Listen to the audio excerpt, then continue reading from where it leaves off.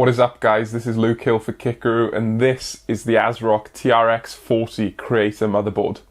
Now I know Creator has been a bit of a buzzword as of recent, kind of like gaming was in product names about 3 or 4 years ago, but this actually has a lot of features to justify that Creator naming. You get 10 gigabit Ethernet on board, you got 20 gigabit USB Type-C, you've got PCIe expansion slots that can take 4 dual slot graphics cards. That's pretty impressive. And it's £450.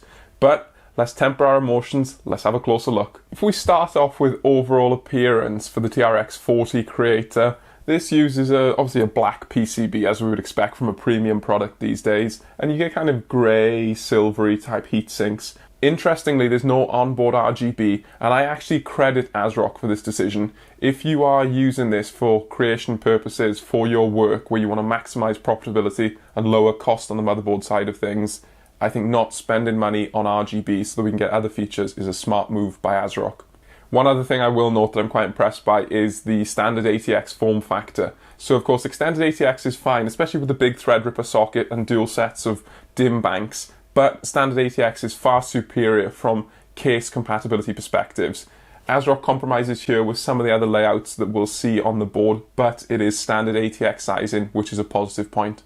We're going to move along to the CPU socket area now. So obviously we can see the absolutely massive STRX4 socket, which takes Threadripper 3000 CPUs only. Either side we've got 2 sets of 4 DIMM banks, so obviously you get your quad channel memory support and up to 2 DIMMs per channel, so you can include high capacity memory kits in the support for this motherboard, so 256 gigabytes using 32 gig DIMMs that are on the market.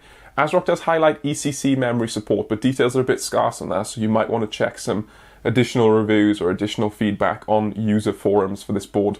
Speed-wise, ASRock suggests more than 4 gigahertz for memory stick compatibility with certain kits, but as is our usual advice for Zen 2 based parts, we'd stick to 3600 because of the Infinity Fabric and memory controller speed benefits out of the box, and look at tight timings like C16 for example. While we're in the CPU socket area, I'm just going to make reference to one of the more quirky points of this motherboard, and that is clearly the VRM Heatsink design. So with Threadripper, we are inherently limited for space with regards to putting MOSFETs on the motherboard, and that's especially true for a standard ATX motherboard. So how ASRock manages this is by putting a bank of MOSFETs or power stages along the top edge of the motherboard, very much aligned with the top edge. They're very close to the top. And then this limits the amount of space that can be used for the VRM heatsink. So ASRock takes a more vertical approach. So we've got a taller than usual VRM heatsink, which is kind of compressed in X and Y dimensions. And there is a fan installed in this and a heat pipe. We're going to look at the heatsink in more details later on, but this is one of the obvious unique points for this motherboard. I will note with this VRM heatsink, even though it looks tall and probably going to cause interference issues, that's what I thought initially, I installed the Cooler Master Threadripper CPU cooler without hassle. It looks like ASRock has actually used that CPU cooler in their design because the tolerance and the gap between the 2 heat sinks is literally millimeters, but it fits and it works.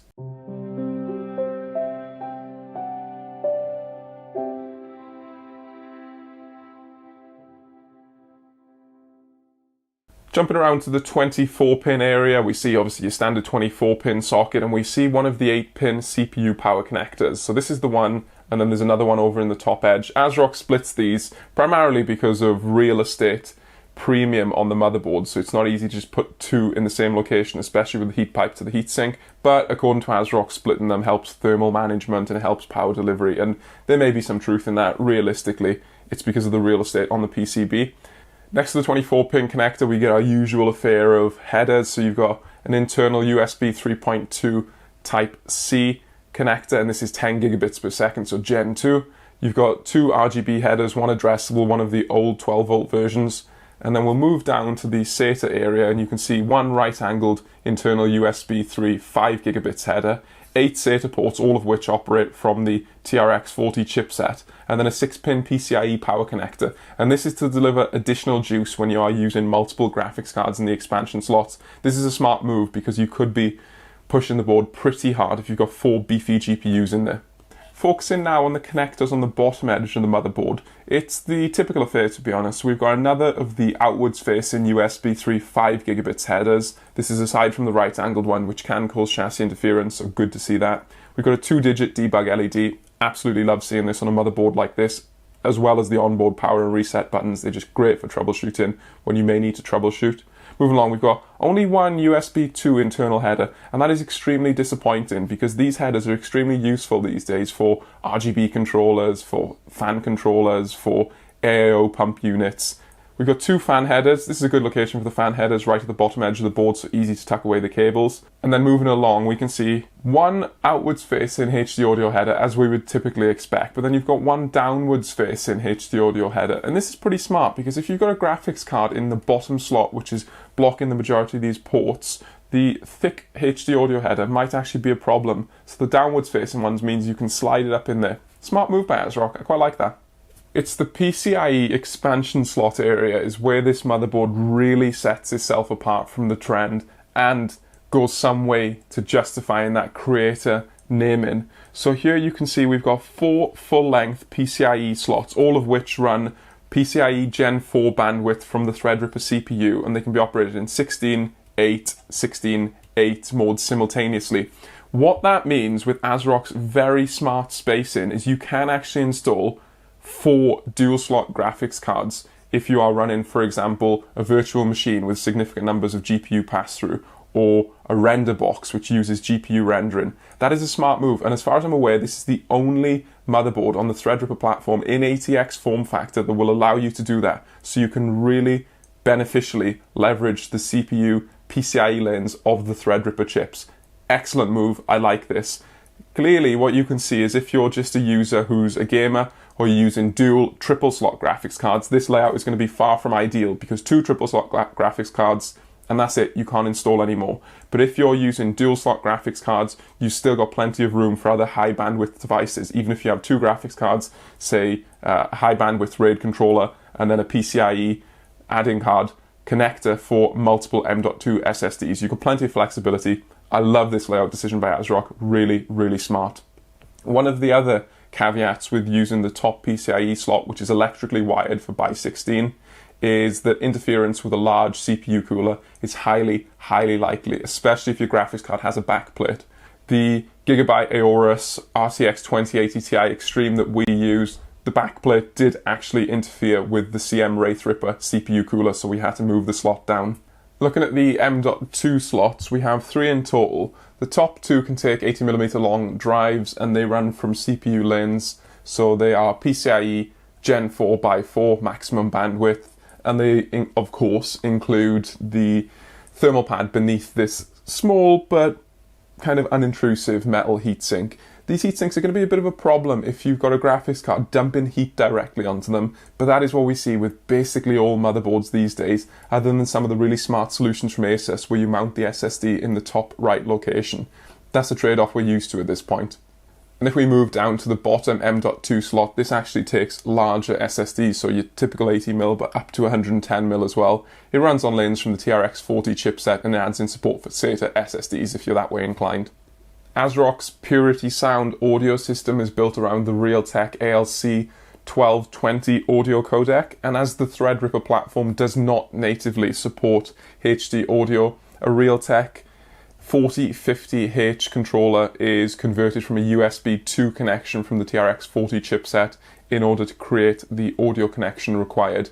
You also get a bunch of Nichicon fine gold capacitors for smoothing, and you get a Texas Instruments NE5532 operational amplifier.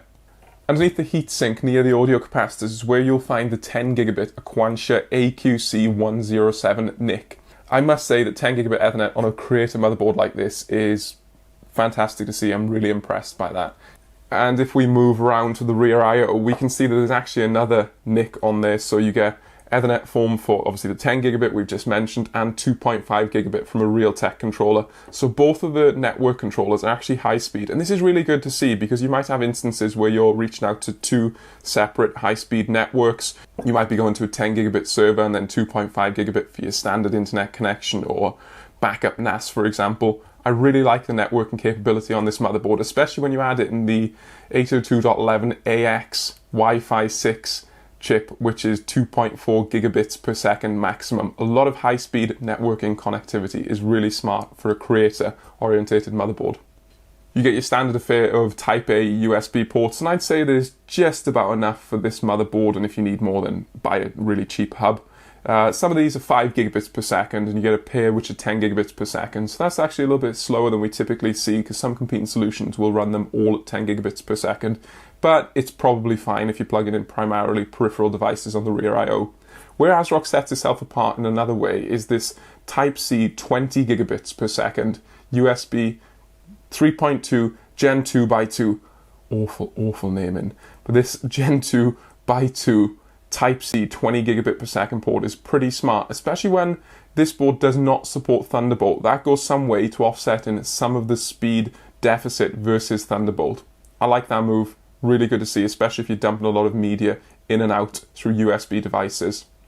Of course, you get your standard affair of audio connections on the back, and then you get a clear CMOS button, which is just out of the way enough to not be accidentally pressed, in my opinion. And then, of course, the BIOS flashback button, which we're seeing becoming more popular on the latest platforms. You might note that even though this is a premium motherboard, it doesn't actually come with an integrated I/O shield. Okay, you're spending £450, that's slightly disappointing from a buildability perspective, but if that allows ASRock to save money and therefore include a rear clear CMOS button, for example, I'm perfectly fine with that, and I think the creator type audience will probably value function over form when it comes to something like an integrated rear I/O shield. RGB header wise, we get 4 in total, so 2 down the bottom of the motherboard and 2 in the top right, and they're split as 2 of them are addressable, 2 of them are the older 12 volt version. One of the areas where I'm a bit disappointed, and I think ASRock falls short, is in terms of onboard fan headers. Now you get 5 in total, 3 of which are easily accessible from the CPU socket, and of course you got these 2 here, which actually a bit of an awkward location, to be fair, as far as cable management goes, but 5 in total is really not many for a Threadripper motherboard and a Threadripper build. You would typically be using far more than 5 fans when you include the fan connections required for your AIO pump, and if you've got a dual fan CPU cooler, for example. Despite the relatively meager number of onboard fan connectors, the MOSFET fan and the chipset fan have their own dedicated connectors, so they won't be stealing from your budget. And thankfully ASRock includes a pretty good fan control utility within the UEFI and within the OS software, which does allow you to control the speed curves pretty well. I wouldn't say it's quite as good as Gigabyte's solution, but it's very competitive versus the Asus solution.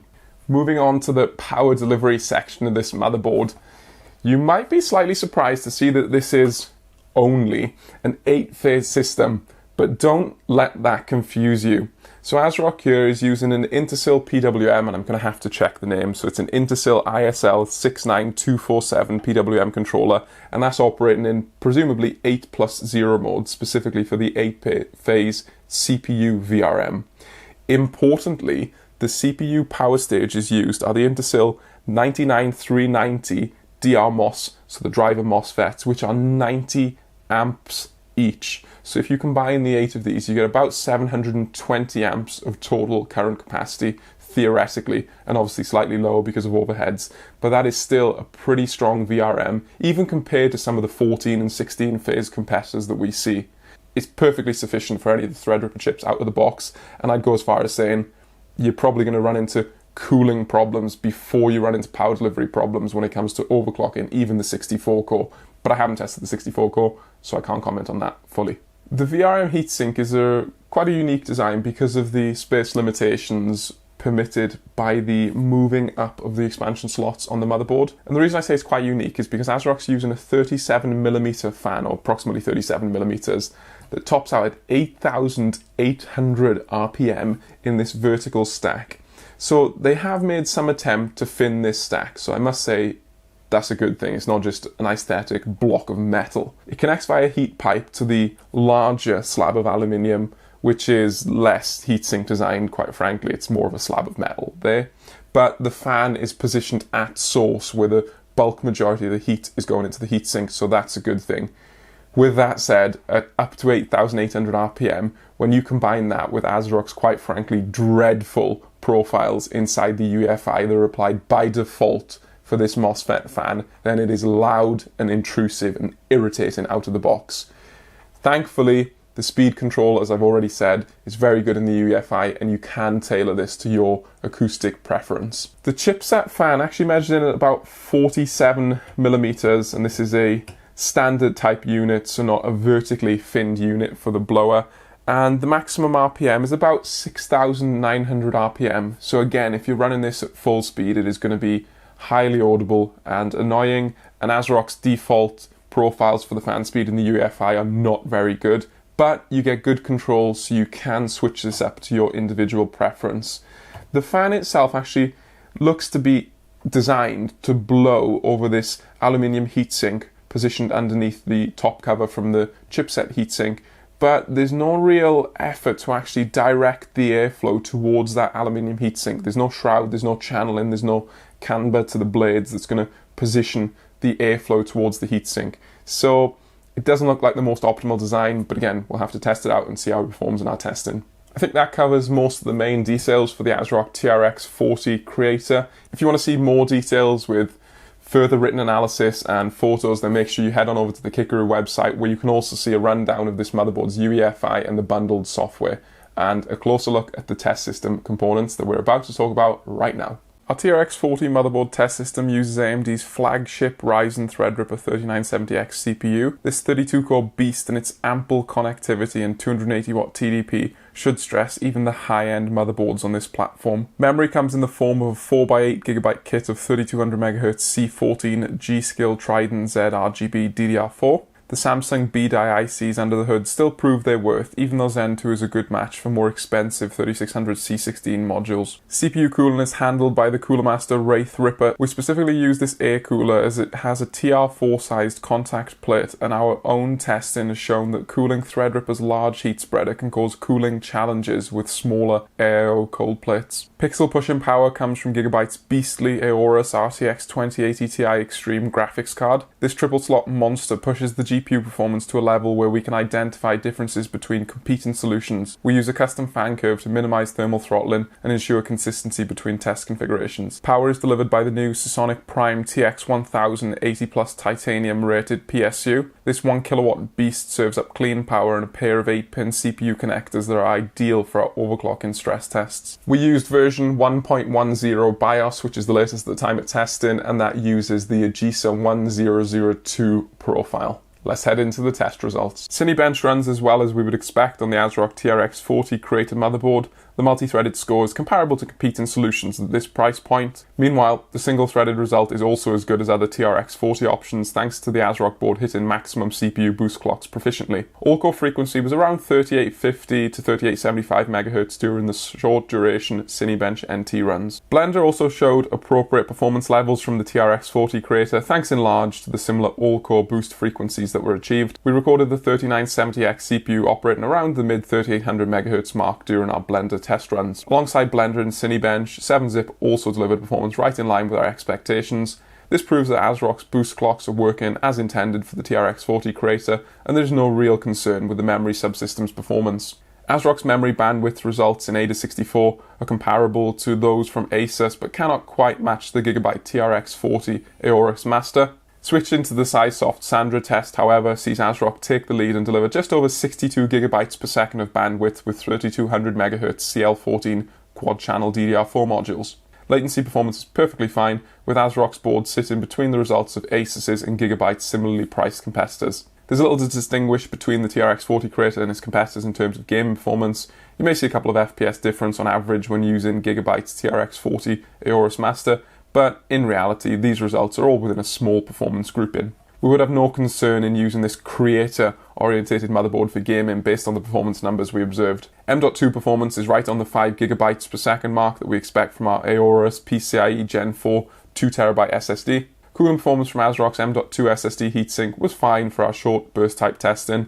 The drive also stayed below 60 degrees Celsius in our Crystal Diskmark test runs. One clear consideration should be the influence of a hot graphics card directly above the M.2 slot, but this point is also relevant for most competing motherboards that position the M.2 slots between PCIe expansion slots. SATA performance is right where we would expect it to be. The plentiful connectivity options for the TRX40 Creator, combined with our tested speed results, means that we would have no concerns running multiple high-speed drives from the SATA connections. Rightmark Audio Analyzer rates the ASRock TRX40 Creator motherboard's audio system as very good overall, with most of the categories actually scoring excellent. We were able to hit a stable frequency of 4100 MHz using a load voltage of 1.264 volts according to CPU-Z and HW-Info. This used a BIOS set core voltage of 1.25 volts and level 1 load line calibration. 4100 MHz at 1.25 volts BIOS set voltage is a solid result and is comparable to what we achieved on competing motherboards at this price point. ASRock includes onboard temperature sensors which include a VRM reading.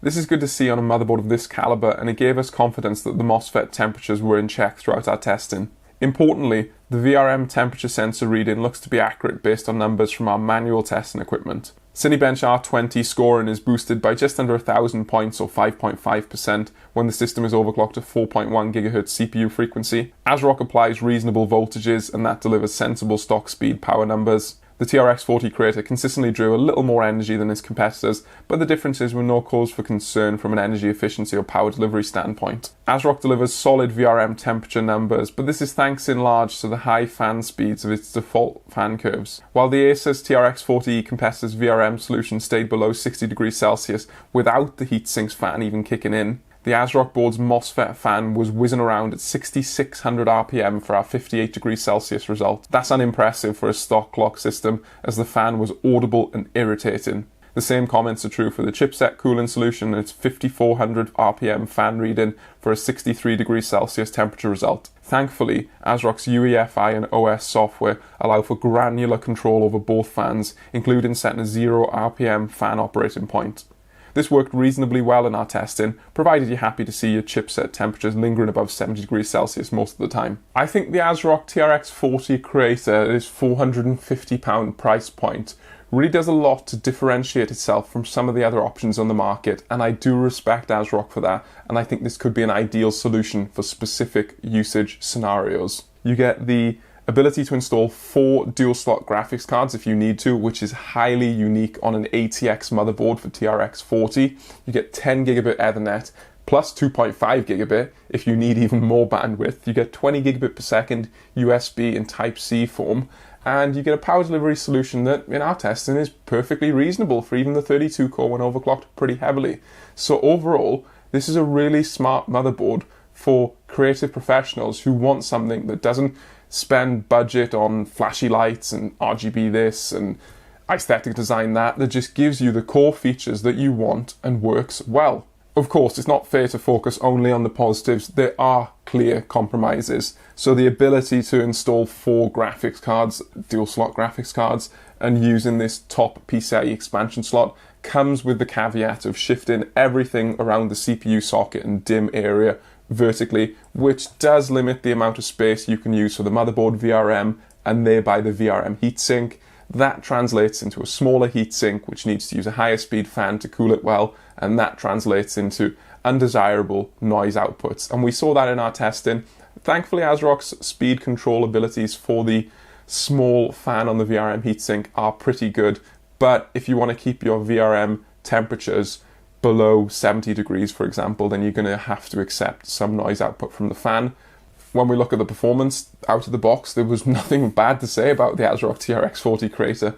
It delivered well in all of our benchmarks. We didn't see any performance drops versus the competing solutions, which is basically as good as it gets for motherboards these days. They're all very, very competitive from a performance standpoint, and the overclocking was perfectly fine. ASRock's load line calibration settings were actually pretty decent. The voltage accuracy was good enough, and the ability to contend with the temperatures of the motherboard when the system was overclocked and pulling well over 550 watts from the wall was perfectly fine. So ASRock delivers on that front with the TRX40 Creator.